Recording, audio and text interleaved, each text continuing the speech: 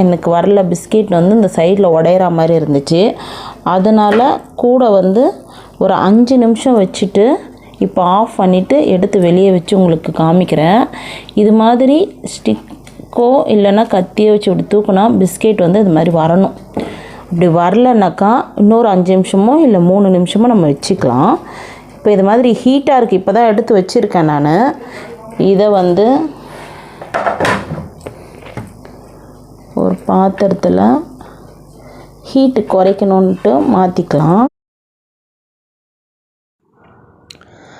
100 gram butter, 170 gram கேழ்வரகு, 30 gram வந்து கோதுமை, 75 கிராம் வந்து நாட்டு சர்க்கரை எடுத்திருக்கேன். உங்களுக்கு வேண்டான்னா வெள்ளை சர்க்கரை எடுத்துக்கலாம். அதுக்கு மேலே சுகர் வந்து கூட சாப்பிட்டீங்கன்னா 80 கிராம் சுகர் எடுத்துக்கோங்க. ஒரு பிஞ்சு சால்ட், அவ்வளோதான் நான் சேர்த்துருக்கிறது. நம்ம என்ன நினச்சிப்போம், அது வேகலை போல் அப்படின்ட்டு.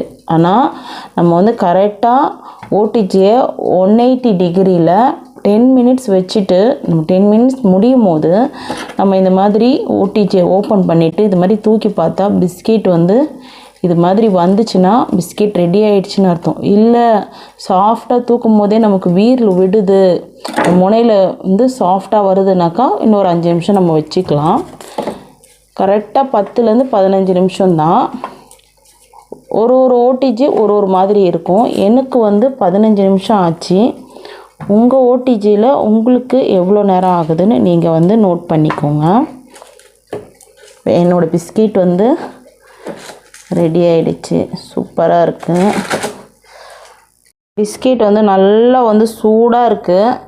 சூடாக எடுக்கும்போது கொஞ்சமாக சாஃப்டாக தான் இருக்கும். நான் சொன்ன மாதிரி பிஸ்கெட்டை 10 மினிட்ஸ் கழித்து எடுத்து பாருங்கள். ஓடிஜிலே நல்லா பிஸ்கெட் வந்து நல்லா இது மாதிரி டாப்பு தூக்குதுன்னா ரெடி ஆயிடுச்சுன்னு அர்த்தம். நல்லா வாசமாக சூப்பராக இருக்கும்.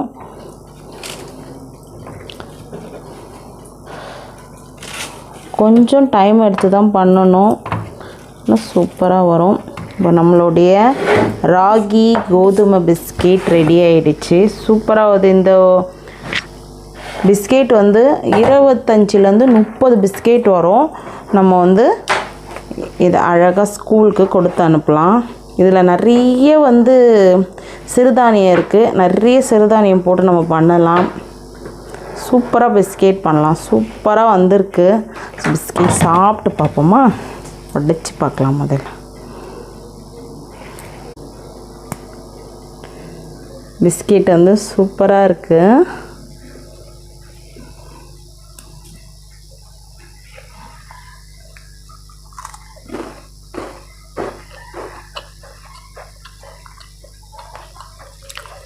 சூப்பராக இருக்குது. இது கொஞ்சம் ராகி பிஸ்கெட் இருந்தாலும் கொஞ்சம் டிஃப்ரெண்ட்டாக இருக்குது டேஸ்ட்டு. சோக்குன்னு கடைசியாக மெல்லும் போது இதுவே வந்து மைதாவில் பண்ணோன்னா அவ்வளோ சூப்பராக இருக்கும். ஆனால் மைதா ரொம்ப எடுத்துக்கக்கூடாது, நல்லது இல்லை உடம்புக்கு. எப்போது ஒரு வாட்டி சாப்பிட்டு பார்க்கலாம். இந்த மாதிரி வீட்டில் ஒரு கொஞ்சமாக பிஸ்கெட் செஞ்சு எப்போச்சும் செஞ்சு சாப்பிடுங்க, ரொம்ப நல்லாயிருக்கும்.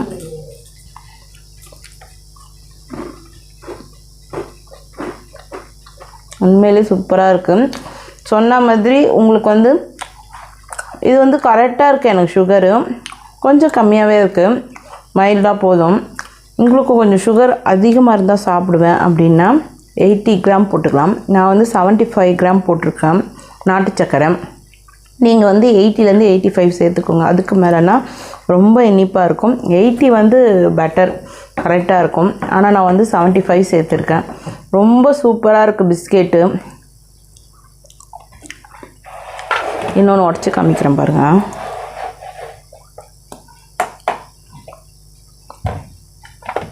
சூப்பராக இருக்குது பிஸ்கெட்டு.